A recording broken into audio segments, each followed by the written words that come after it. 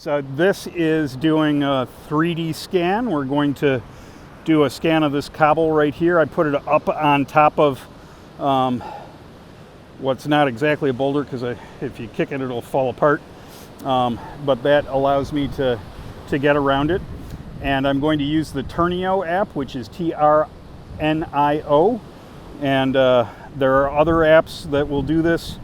This one's free, and I've had pretty good success with it. I'll also note that I'm wearing these gloves that allow me to operate a phone or a tablet with the gray parts of the glove. To start the Turnio app, you hit the camera icon, and then it tells you tap the screen when you're ready. You point it so that it's got a bullseye on the screen, and you tap the screen to start taking the image, and you keep whatever it is you want to do the scan of in the center of that, and it flashes lightly once you've taken the first image, and then you'll walk around it a few times, and again keeping the object you're scanning in the center, trying not to fall down as you walk through the loose sand.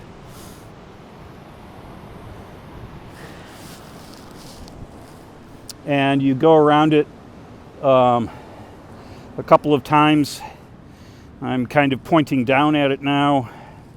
We'll go over the top. It's not ideal that I cast a shadow on it some of the time, but I think the software will take care of that. You go over the top in a few different directions like that, and then go around again from a lower angle, again keeping the target in the center of your screen, in the center of the bullseye on your screen.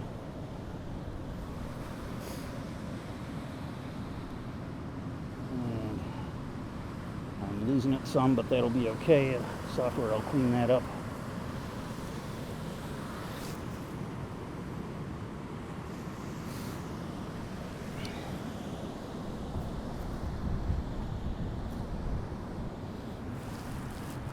And that should, I think, do a pretty good job.